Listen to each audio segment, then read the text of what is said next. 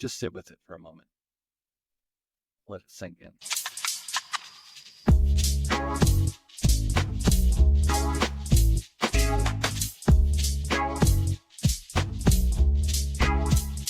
We're here.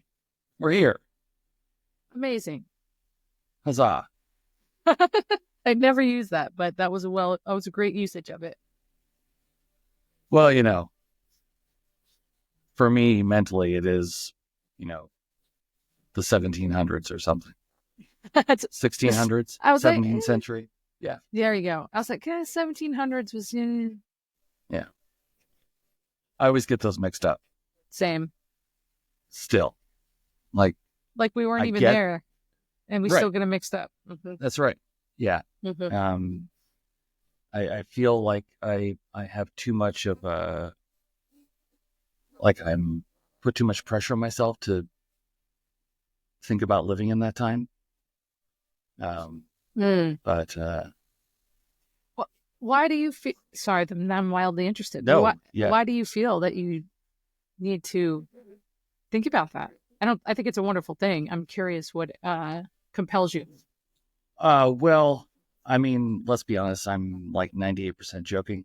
But 2%, I do think about the different ways people have lived over time and how much, particularly in the context of how much, at least my current life is more, this is editorializing, but more complicated than it has to be because I think I need to live in a system which is exploiting me. Capitalism. Yep. And not that capitalism, magically sprang to life in the 70s, but it makes me think about the sort of the Venn diagram of happiness and money and how below a certain threshold people can be happy and above a certain threshold people can be happy, and there's this weird middle ground that people are trying to, a lot of the people, especially in this country, are trying to fit into, that leads to a lot of unhappiness. So yeah, and it's interesting because I agree with you, and what came to me is because it's such a math thing, right? Because it's economic, and I'm like, are they even? I understand what you mean by trying to fit into, and I agree with that. But then the bell curve, like the visual of that, came to my mind, and I'm like, and they're trying to fit into it, but they can't get out of it because you are naturally going to be like 80% or whatever is going to be in that middle.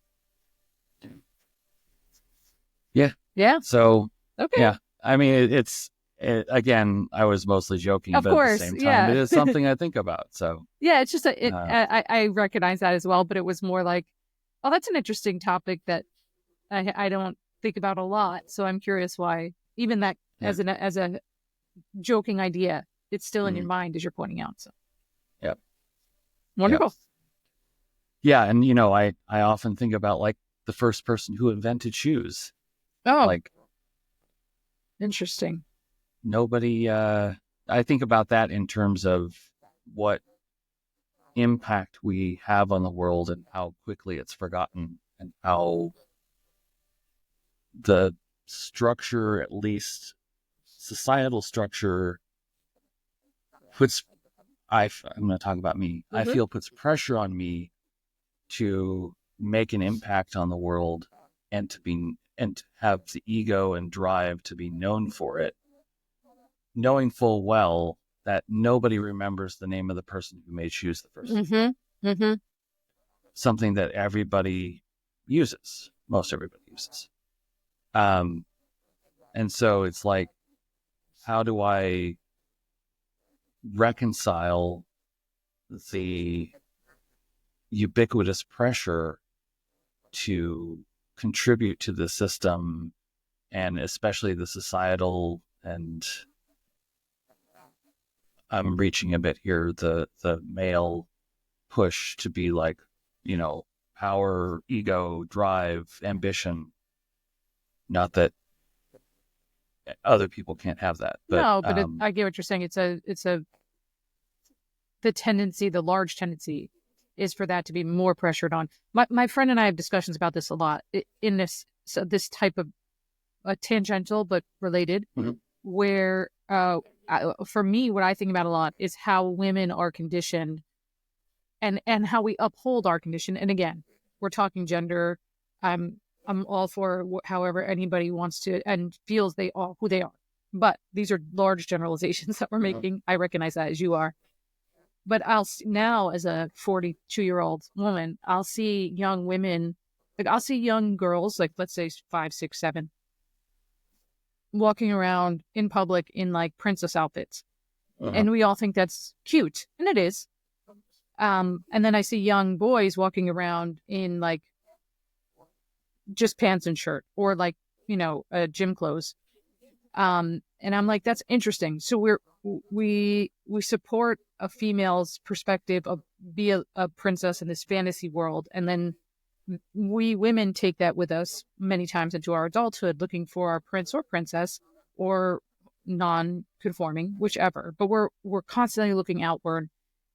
It's very interesting to me from a male perspective, it's like you're pointing out, a lot of times it's be successful, provide, get to the front of the line, beat everybody else you can so that you can be a real man or whatever those messages are. And now I'm seeing it very clearly as I just walk about the earth. Yeah. I have that, like, even though I know it's sort of one of those perception is 9/10 the law things, but even though I have intellectually, I have this perspective of it's largely BS to fit into that. And the better way of existing in this world, from my perspective, is waking up every day and saying, how can I help people? And how can I not harm people? As opposed to how can I lie and cheat and connive my way forward to win over other people. Something political sentiment. That it's so, but it, even though intellectually I know this, it's so tied up with my identity because I've been largely the sole income for my family for the last 25 years. And then I've been unemployed for 10 months straight. Oh, wow. Yeah, that's heavy. And so it's just like, just sort of ticking away. Every day I wake up. How have I failed yet again? Yeah. Even though it's a false, this term I'm trying to think of, I can't think of, but like yeah, I know what you're it's just not, it's not the right way to look at things. It's not true. Not healthy. Yeah, it's not true. It's my, sorry, this is turning into a therapy session. Which is great. Yeah, this happens. My value as an individual, as a human, is tied to my ability to be a good capitalist. And that has, I don't think this is too much of a reach, but and I probably shouldn't be saying it, but I'll say it anyway. That has colonized my brain. Yes. Yeah, and it's not, I mean, I know what we're just going to talk. So, it's funny because I'm looking at restarting therapy. And I'm saying this because of what you're saying, which is what I'm trying to do as I restart therapy is I want to be very clear on why I'm going to therapy. No, I think if you go and see a therapist and you do that and that's part of your daily life, it's awesome. For me, is like, I was in therapy in my 20s and that was very helpful during that time. But now in my 40s, I'm like, I want to approach it as like I have a goal that I need an expert and a professional to be a teammate with me on. And that goal, you said it so beautifully, is to decolonize my mind from my own trainings, which are very heavily, because one of the reasons I don't want to go to therapy, I shouldn't say that. I do want to go. One of the reasons I'm hesitant is financial.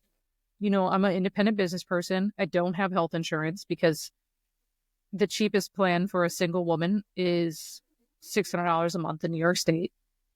And I frankly, I could take that money and put it into a savings account and then pay out of pocket if needed, but I don't want to be in that position.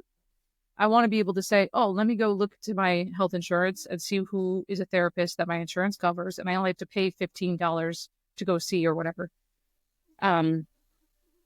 So I think even that colonization, I'm using your terminology, is affecting my decision-making in trying to decolonize myself. Yeah. It's interesting. It's very, very interesting. And I'm not trying to force it at all, but it did make me think of it. Yeah. From a design and business perspective, this is why actual innovation is so difficult. 100%. Because you are using the tools and systems and processes and people's perspectives to try and force a paradigm shift, essentially. Mm-hmm. And it's why I think so many innovation efforts, mm-hmm. whether they're a department or a project that gets spun up or whatever, why they fail. Because it's like, all right, you've got to work within the structure of sprints. You've got to work within the structure of the system that we've built. You can't go outside of that because, as a leader, I suspect that this might make me unemployed in the near future because I might become redundant if you innovate too much. And so it's like the entire system is set up to maintain the status quo. Absolutely. It's like a body. Yeah. Sorry, I interrupted you. Sorry, go ahead. No, go ahead. I was going to say, it's like the body's always trying to reach homeostasis, right? I was thinking about this. Gosh, who the heck was it? I'm forgetting. But I'm sure you've heard something along the lines of like, by 2050 or something, they believe that humans are going to integrate with machines or something like that in some way, right? And what I was thinking about that, I always think about the classic, like Xerox PARC, like first computers that really had like a what did they call it at the time, a GUI, and where it's all a metaphor. It like all that we see on a computer is a metaphor for a desktop that exists in real life, right? Or an office and files and folders. Okay. Right. So I'm thinking, can machines really take us over, or are they just an externalization, kind of like Lord of the Rings, where the Ring of Power is like an externalization of your power, right? Aren't they just like an externalization of who we are internally? And as you're pointing out, which to me is it's part of the reason why I love working in the customer experience, user experience field, because I see businesses not as businesses, but they're simply human. They're just human beings. They're groups of human beings. And as you're pointing out, this group of human beings, it's going to be very hard to get them to innovate because that's just not what we do. We try to survive in a comfortable state. It's not bad. So now one has to say, okay, so how do I make an impact that helps to the businesses reach their goals so that their customers can reach their goals and everybody gets value in a human way?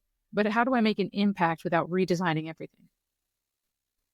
And I think that's one of the most interesting and fun challenges. Yeah. So do you have an answer to that? How do you? The answer that I've employed, and my business partner as well, and now we have a team of interns, which is very, very cool because they're getting great experience in this terrible UX market. So it's benefiting everybody, right? So I'm trying to drink my own Kool-Aid, for lack of a better metaphor. And the answer that I don't want to say come up with, because I did not invent this, but the answer maybe that I've adopted is I call it the Trojan horse method. So it's like a mix of the Trojan horse method and this idea of letting things emerge versus trying to push things to happen. And so what I mean by that is like a lot of times it's, especially as UX, CX people, innovation people, service design people, whatever the thing is, we'll go into a business and say, okay, this is what you need to do to be more human-centered or to innovate or whatever. Mm-hmm. As opposed to saying, let me insert myself in this business and really look for areas that are ready to do something different. And then move with that flow in a way that moves them along at a pace that they can handle. Mm-hmm. I think it's a lot of humbling our skill set, because we do have a really amazing skill set. But it's only as amazing as it can be actualized. Yeah. Yeah. Yeah. My first reaction when you said that is like, I don't think we can fix and can barely improve the systems that Sure. we interact with. And I know that is my way of framing the world is largely around risk identification, risk mitigation, what could go wrong, what is going wrong. And I know that this definitely limits me in a lot of ways because it manifests in ways of like, and I know I've said this before, but like, I'm really not good at the shit sandwich of, leading people through like a readout of research or something where you're like, here's all the things that are going well. And here's some things that are just not optimal. And also here's some things that are going well. Because I didn't get hired to find the good things. I got hired to find the bad things so we can go fix them. And along the way, we are going to find some good things. And so my brain is constantly looking at like, how is this not working? How will this not work? Because I'm really trying to think in terms of like, how can we mitigate the harm of this system? And I think that, maybe being a little bit more optimistic about that might be helpful. But well, I was going to say, I was like, wow, this is really interesting, because we started a conversation with how you were phrasing a lot of your thoughts. And you're right. Like a lot of it's not that you're trying to find problems because you're a negative person. It's not that at all. I mean, I've just met you, but you don't seem like a negative person at all. But it's an interesting framing, because then that I can see how that can extend, and it is extending. And I do think part of that switch for me, because I see that I can say this because I see this in myself. Right. And one of the things that has started to help, I reached a point, I've been in the UX CX field since, I don't know, let's say 20 years now. And maybe it's the same for you. Maybe you've done this a few times. I don't know. I've reached a point where I'm like, what is the point? Nobody's listening to me. Businesses don't really want to change. I'm coming up with, or my team or whoever I'm working with, we're coming up with these solutions that can make a better impact for customers, for the business, for the tech team, for the data, whoever. But there's such resistance to implementing them. Like, why am I doing this? And yet I didn't feel called to do something else. It's not like some other opportunities were coming to me. So I attempted, I say attempted because I could see my own flaws, but I attempted to really accept that everything I was saying and move through, okay, so if this is all true, let's say this is true, to your point, like what can happen and where can I chip away and make an impact? Can I accept that my impact is never going to be, not never, it's unlikely to be I'm going to go in and redesign this process, even for an e-commerce company, right? I'm going to redesign this returns process. We're going to do service blueprints. It's going to be amazing. It's never going to be that, Liz. You've been doing this, whatever, let's say 15 years. It's not going to happen that way. So now if I can accept that as reality, similar to capitalism, if I can accept that as the reality, how can I still maintain my sanity? It really was a survival thing. And create an impact. Yeah. I do think that has been helpful. And so by seeing, so for example, now one of our main clients, I didn't visualize this, and I'm kind of kicking myself for not visualizing it. Like, how did I not see that this type of work would be a perfect client? But one of our clients now is a software company. They build the application that works on desktop application. And the way that we work with them we've worked with them for the past year. And we started with the big discovery research project, and that was helpful in helping us learn about their company. But now our work is much more like mini projects. And I say mini because of the types of projects you and I are so used to having, that always, like, they're amazing, and then they hit but we can't do anything with that. Right. And now it's like, hey, how about we implement something like Hotjar and watch what people do for the next few months. And then the team we're working with is like, that's an amazing idea. And I'm like, that would have been like a mini step for a project I had in my head. And this is nothing against the company at all, but it's more just, I think, are so amped up as UX CX people with our skill set that it's overwhelming for the people that we work with. And then both of us hit this wall of failure. Yeah. And I think part of it is that our work, for the most part, in order to begin it and in order to end it / implement it, really does require other people. Yes.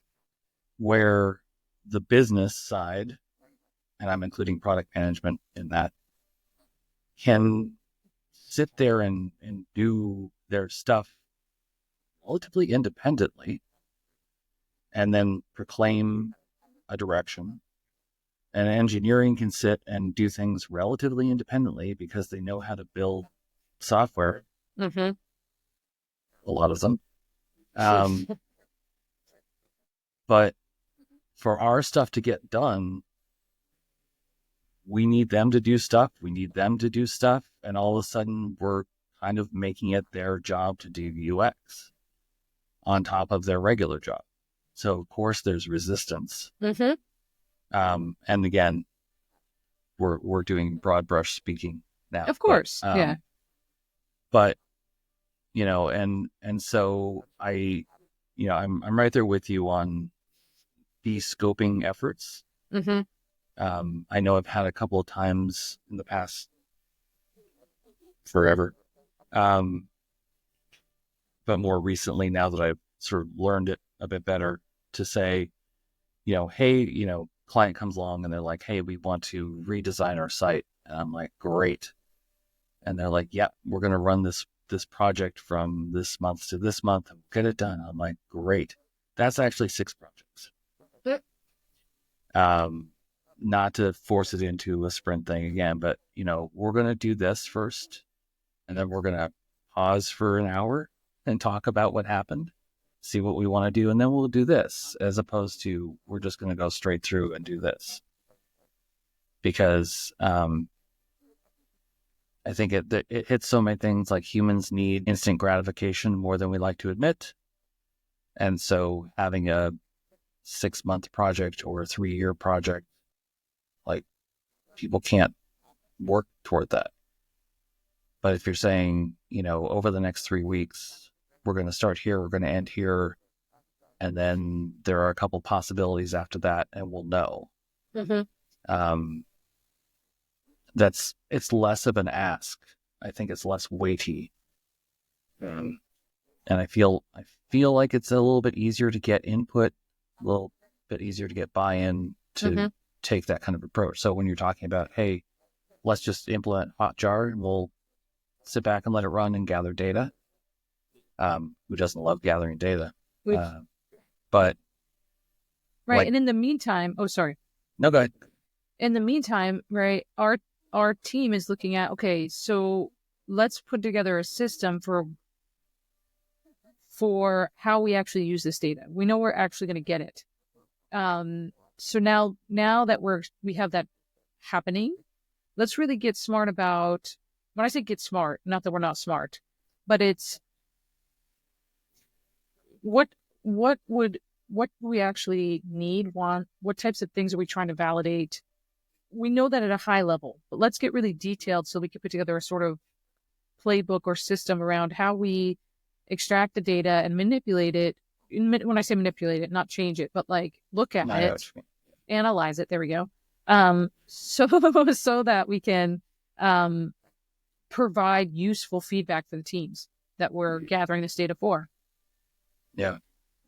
And another large part of our, I want to say method, but it was somewhat intentional and unintentional at first. But I'm recognizing, like, why have you not been doing this for 20 years? Is that we've gotten really good with this client around, like, instead of pushing, like I was saying previously, we're here to support you, customer support lead. Let us know what you need. Right. Yep. And that kind of started with, like, eventually they were like, hey, we have this email template that we don't think is working. I'm rolling my eyes. I'm like, email template. Okay, we'll take a look. But then we're like, okay, we'll take a look. And then, we redo the email and we, implement it, and they start seeing results. And they're like, that was amazing. So now they are like, okay, now we need to do this larger project and this larger project. Yeah. And it was less of our energy because we weren't trying to, like, push our knowledge down their throats. And now it's kind of this symbiotic, I don't know if that's the good one. Is that a good one?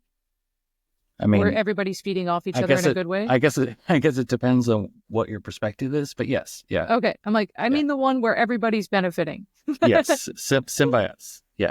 Yeah. And it's kind of it's reignited my passion both for consulting and for UX and CX. I'm always going to be passionate about CX, but what I mean is the actual doing of it. It's reignited my passion because I feel like everybody's benefiting and everybody's bought into it. And I'm not Sisyphus trying to push the boulder up the hill and it rolling back on me every time. Yeah. Yeah. Because it's certainly, to me, it has felt, probably will continue to feel Sisyphusian. And I think that the only salve to that is having moments where I feel like I've helped somebody. I am to a point where, like, I look at what UX has become, don't recognize it, don't agree with it. I think we've made some really terrible choices that some people have written books about as ways that we should be doing things, and they're wrong. Do you mind sharing a little bit about that? Not, you don't have to call anybody out, more just like the topics. Well, I think it was a massive disservice to the profession and to the people that we work with to try and fit any UX activity, to try and fit all of the UX activities within a development sprint. It is dumb. If you map out the case and of with individuals and to help them understand why, like, everyone's like, oh yeah, it is. That doesn't make any sense. And everyone's like, yep, great, but that's what the system is. So We got to do it. Do everything in this 2-week sprint. And there are activities you can do within development sprint, but for the most part, it is external to and precedes any development sprint. It is mini waterfall. Like, that's just what it is. Mm-hmm. You can still run it in an agile framework if you want, but it isn't agile business. Again, it's this whole like someone saw this thing that works sort of well and then said, let's apply it to everything. And that's just not how it works. And I know other UXE type people who are like, no, that's wrong. We can totally fit in, here, let me write some books about it. And make a name for myself, whatever.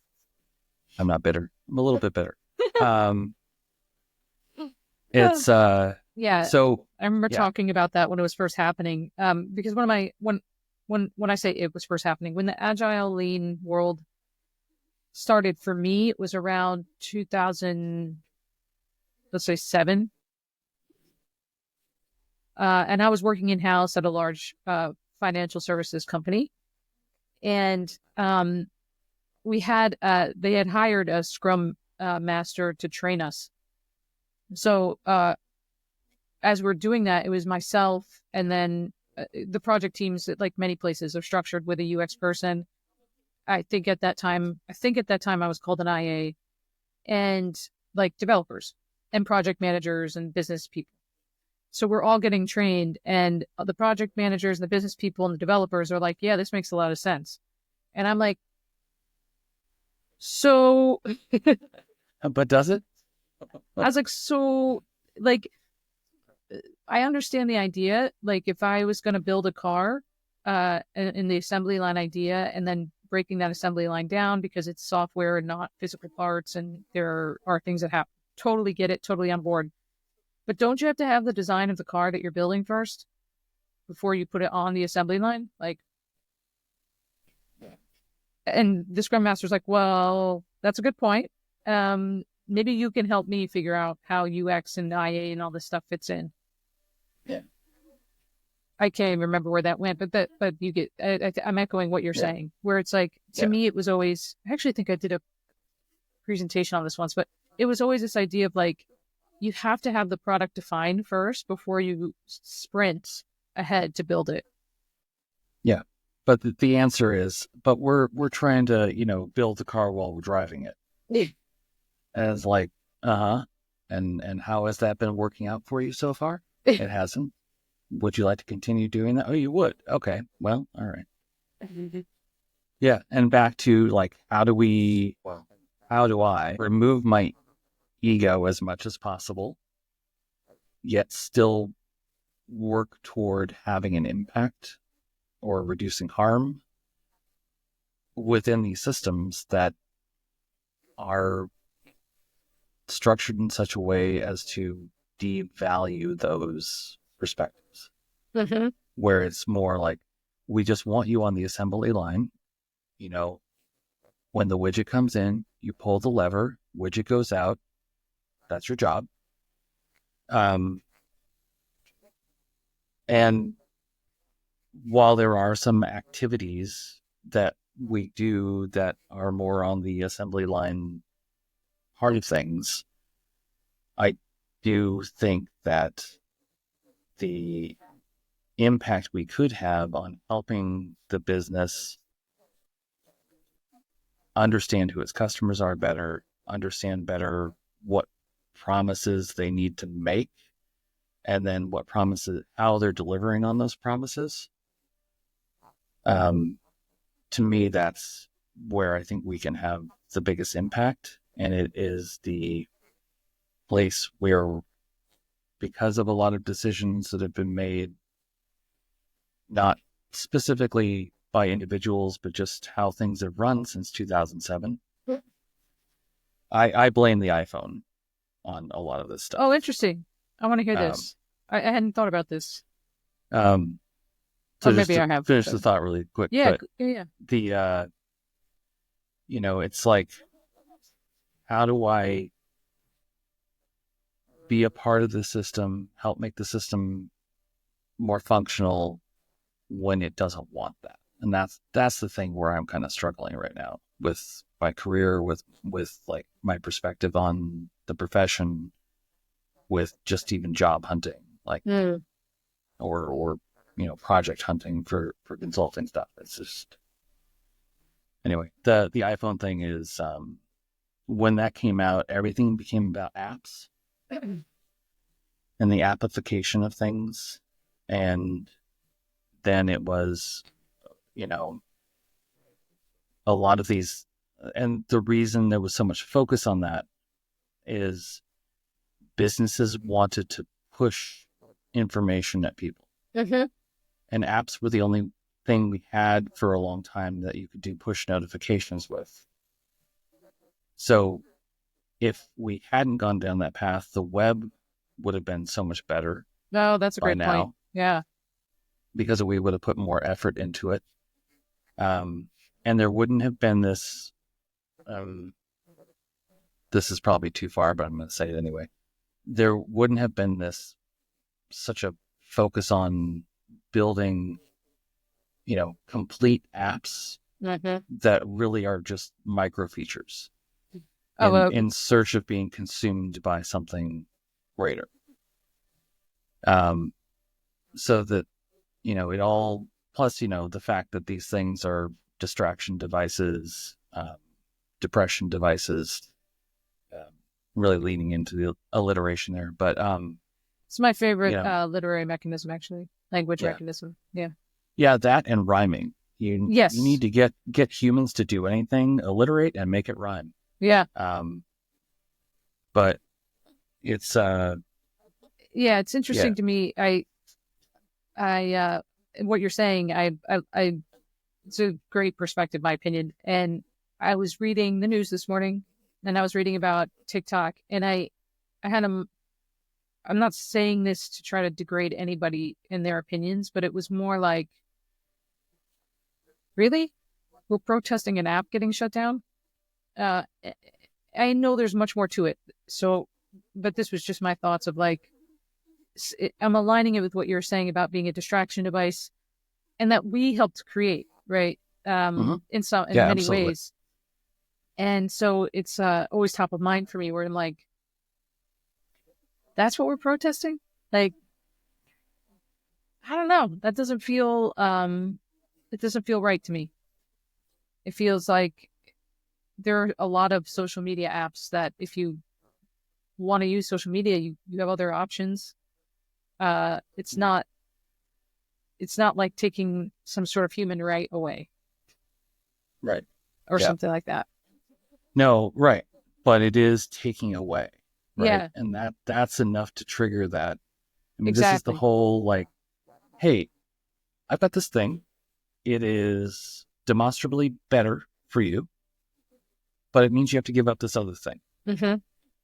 Like, immediately is, I don't want that new thing, even if it's better.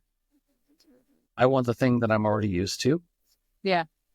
And it's, there's so many lenses you can look at that through, which to me, I agree with you. Like, it's just an app while you're protesting that.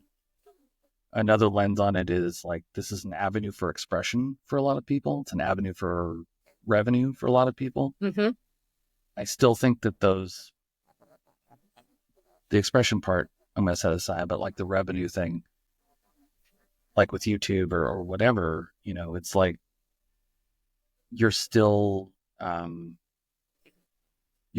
product, and the revenue you get from the service of TikTok that you are the product of, like that trade-off, while it may be nice that some people are making six figures off of some of these services, that trade for what you're losing. Yeah, YouTube is making way more off you. Way more. Yeah. Or should we say Google? And it is. And it's like, at what point can people really start to think in terms of, oh, you don't exist without me. TikTok doesn't exist without me looking at things or uploading things. Same with YouTube, everything. Twitter, X, whatever. I'm not saying strike, but I'm not saying strike. Yeah. But it's like we make these trades based on comfort seeking. It is all very understandable from a human behavior perspective. But again, like, the technology has advanced so fast and we don't and haven't, that there's just this gulf between what people can really handle and what is being thrown at them every day. And I know we've gone kind of far afield of everything. It's all related. It's all related. I'm like, it's fine. Well, because you were saying about TikTok and expression. Oh, I was going to say something about that. It's gone. It'll come back to me, or it won't. Yeah, and it's like,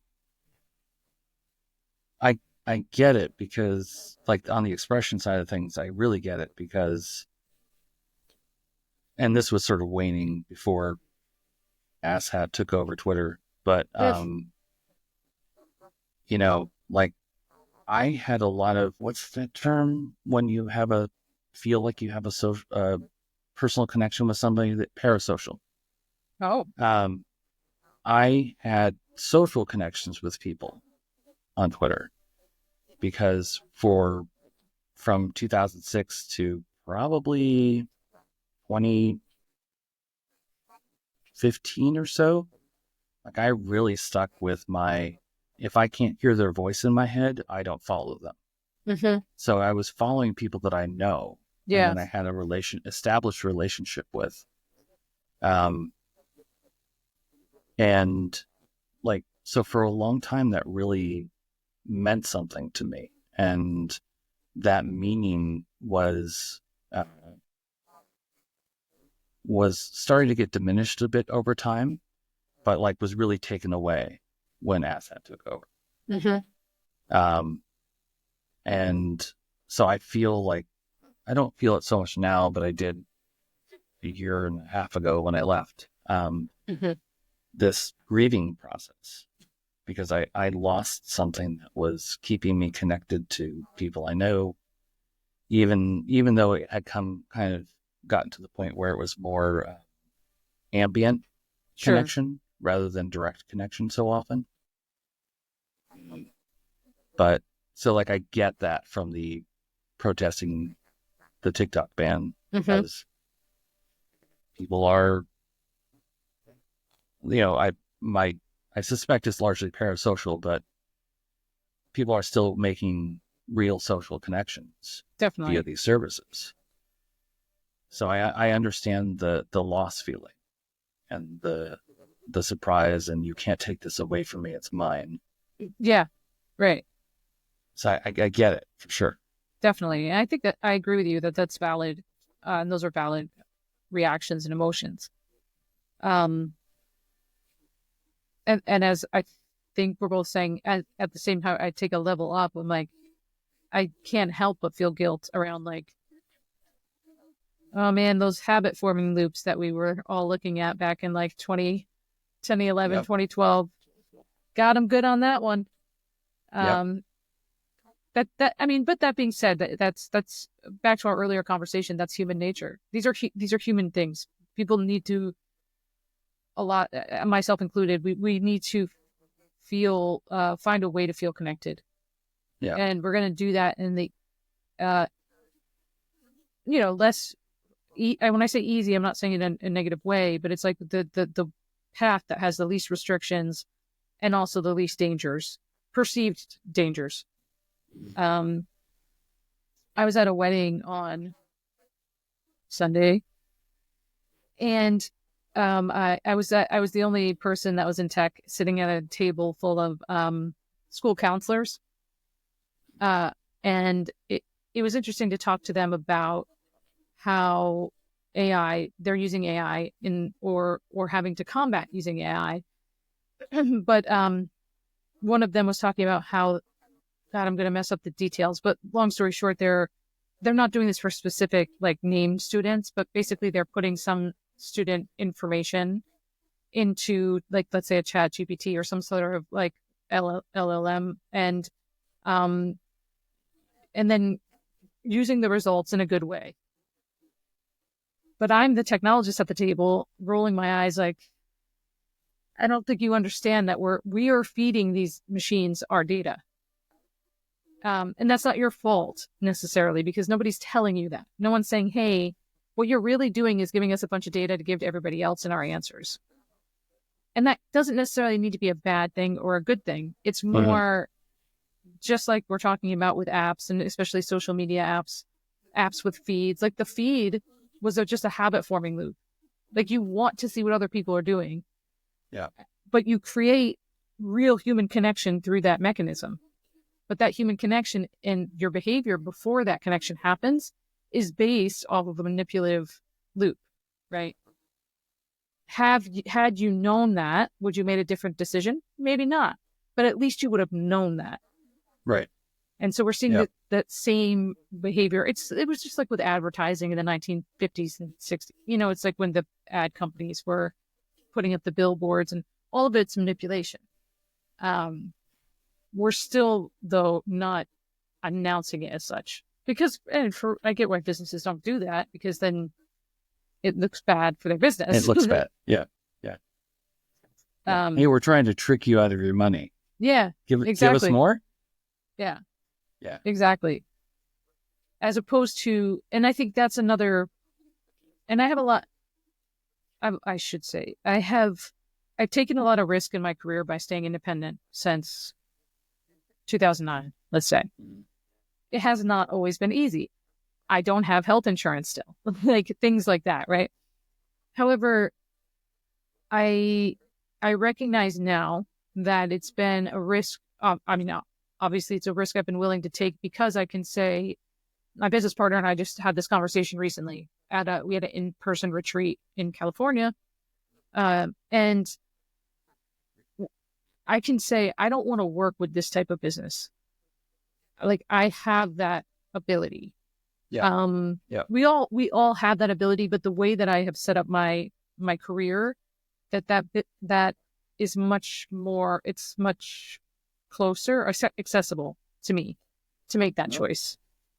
Versus if I had decided to stay in-house at a place and all of a sudden that company goes haywire, and I'm like, crap, I could stay here and have a job, or I could leave and not. Yeah. It's a hard decision to make. Yeah. And it's something I've been struggling with for years, because, I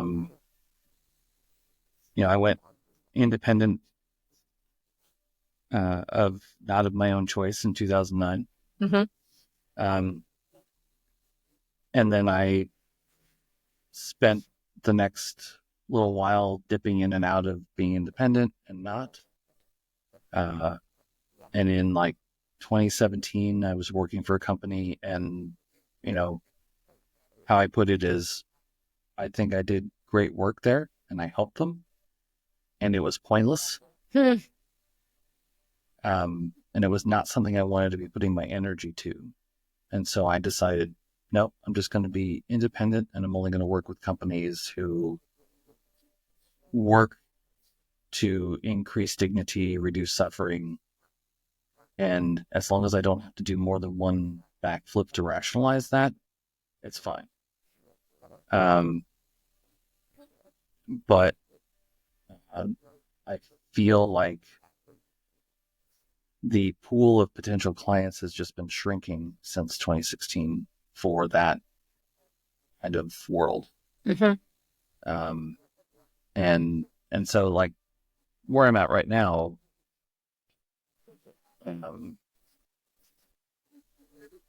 I think that I'm probably better suited to being independent and helping very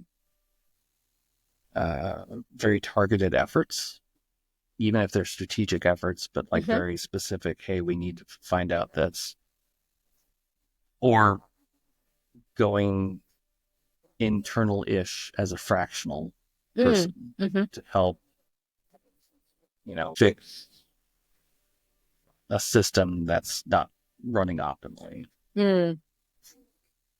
But I've been finding it really hard to find people interested in doing that right now. So it's a challenge. It's been a challenge for me since I got into. It's weird. It's weird right now. So it's very weird right now, and I think this is sort of I don't know the descriptive word to use, but I'll just say the thing, and maybe we could think about the word later. Where you were talking about ego, and I was talking about acceptance, and so these kind of metaphysical is maybe a little bit more than I'm saying, but what we have started to develop, at least at our company, is like, we're not going to find these people, these companies. We would expend a lot of energy trying to find these companies. Let's put it that way. Yeah. So how do we put energy out there so they can find us? And that is a big risk because it's again, back to what I was saying, where letting things emerge versus trying to push them. And I think this is a metaphor for like life. And I'm sure many people have written about this in a much more educated way. But the idea of like, it's like, I'm not even going to do it. I was going to use the dating metaphor, but I'm like, I'm tired of hearing this metaphor, so I'm not going to do it. But I don't know. Let's say you were looking for the perfect therapist. You could go through and you should, and have consultations with many people, and then you could select one that fits. Or you might have all these consultations and be like, man, none of these really fit, but I have to select one. Yeah. Or you could have these consultations say, none of them really fit. Let me keep searching and see what happens. Like, let me just sit back for a second and let's see what emerges. And usually something will emerge. Now, the thing with you as CX consulting and independent work is, and work in general, is we are in a capitalistic society. We do need to make money. So even we at CX by Design, we have to take projects that are not maybe our ideal projects. So you just have to. But in those cases, what we've aimed to do is say, we still are going to try to provide the most value we can for the money that we're getting paid. That's just one of our values. That's what we do as a company. However, for those types of clients, we're going to try to use systems that help us to save our time and energy on those types of projects. What I mean to say is like, okay, we're trying to have everything documented, our process. What are all of our research steps? What are all of the different deliverable templates? So that we can, on these projects that are not the best fit, but still we want to provide great value, we don't need to give a ton of our time and energy to them to do that, to provide that value. So that when these clients that are the fit do emerge, we can dive into those and still keep our business afloat in the meantime. So, but it's a dance. It really is a dance. Yeah. Yeah, to build off of your therapist metaphor, the other way is, and I this is maybe even what you're saying, but it's kind of my approach is like, whoever gets back to me first, the litmus is like, are you terrible? No, great, let's go. And I'm going to get something out of this that is going to help me. But it doesn't necessarily mean that I have to stick with this person forever. Right. We can iterate. We can iterate. We can still be looking, and I can hit a point with them. And I have with therapists in the past where it's like, I have plateaued with you, and I don't feel like I'm going to get any more out of it, so I'm done. And maybe I'm just extracting value from another human. But well, that's the dance, this has been, you are extracting value for a human, but they're also hopefully getting value because they've helped you get to a certain point. That is the that's true. exchange. Yeah. And you're still, they are also getting value from you because you're paying them. Because I'm paying. Yeah. And that's, I think, an interesting way to bring it back to our work, to think about our work and that litmus test for taking on clients or even employers. Mm-hmm. I can start a job that at least gets me, it's not terrible. I don't have to stay with them forever, but it at least helps me to meet this next goal. Yeah. Yeah. What can I get out of this? Mm-hmm. Ideally beyond money for rent or whatever. Exactly. If that's what you want. Like some people just want money for rent. True. And that's also okay. So it's like knowing what you want and need and then working to get that without, as you're pointing out, you and I have a similar value system with this, without doing harm, because it's something I don't want to do. All right. So time for 7 plus or minus 2 questions. Oh, just kidding. I think there are very few people that think that's funny, but I think it's funny. So I think it's funny. It's like it's another thing that has sat with us for so long and has been used to mean things it was never meant to mean. Mm-hmm. Anyway. Mm-hmm. All right. Question the first. What is one thing you would change about your profession? When you say profession, do you mean like UX, CX overall, like as an industry? Sure. I would change, I would institute a sort of UX or CX professional maturity model for those who don't want to be managers. Or people who do want to be managers, I guess. But I think creating a sort of here's how you go from being a beginner UX person to an intermediate to an advanced to a mega advanced. I think having that sort of perspective would be helpful, especially to those of us. I think that's why, to be honest, a lot of us who are our experience level, who may be unemployed or even are looking for different jobs, I think that's leading to a lot of the angst, because I think a lot of us are looking for jobs that are where we were 5 years ago, but we don't know where we're going yet. As an industry as well. So I think that would be one thing I would change. Okay. I like that one. All right. Second question. What do you wish people cared more about? Each other. I think I say that in a way of, even if the other person is not someone you like, they're still a person. And I think if we cared more about each other, despite what the others are, we would make those different decisions around, is this technology helpful or harmful? Is this morally okay to put this data into this model? I think if we were thinking about it on a human level and having care for those around us, we would be making different decisions.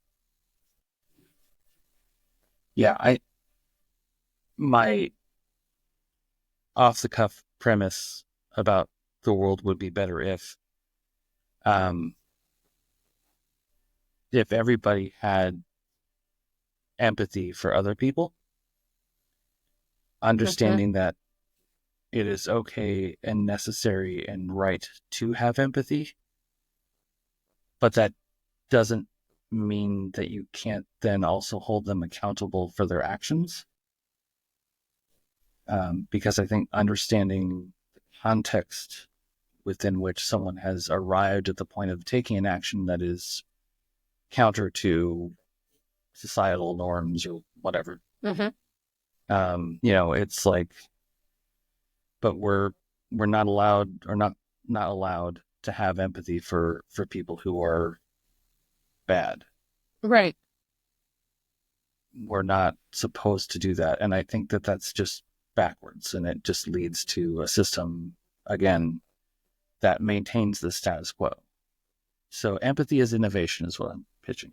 Oh, I like it. That's your next book. Yeah, that's my next book. Yeah. All right. Next question.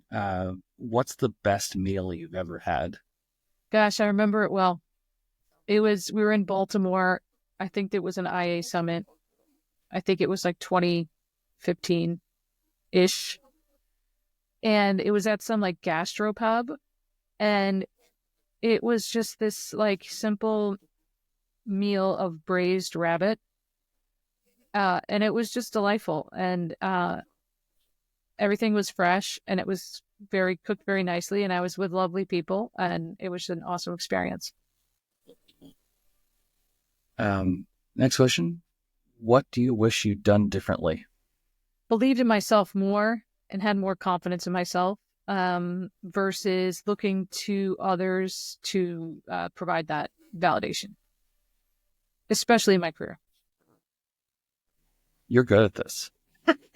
I ask myself these questions a lot. What am I doing? Yeah, exactly. Yeah, That's exactly it. If you left what you're doing now, what would you do for a living? I was thinking about this. I think I would teach what I'm doing now, which is I don't know if that counts.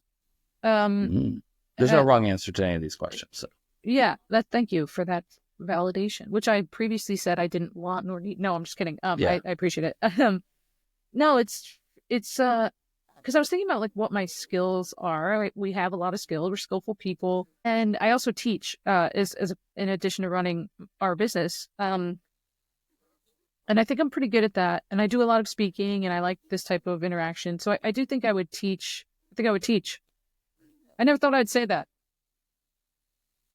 but it's true. Yeah. Okay.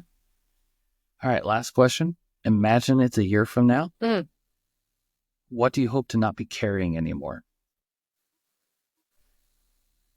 Oh my God, you said it and I'm forgetting it. I don't want to be carrying. How do I say this? So it's not, I can't, I'm a deep person. That's who I am. I don't want to be carrying, a lot of the unprocessed emotional trauma that I've had throughout my life. I think many of us have. But I don't want to be carrying that. I think it's part of the colonizing of my mind. Mm-hmm. And I think I want to process most of the unprocessed emotions I have and create a system. I don't know if that sounds so inhuman, but I create a habit of continuously doing that so that I can walk around the earth as master of my own thinking and feeling.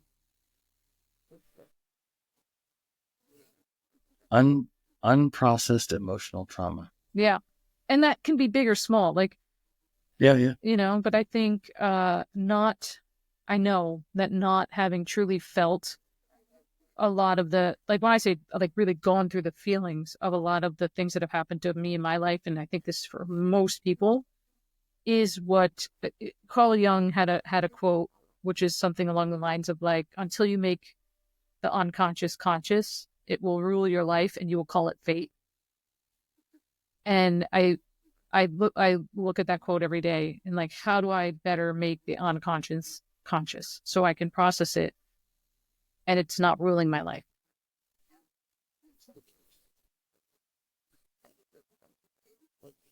It's a good one. Thank you.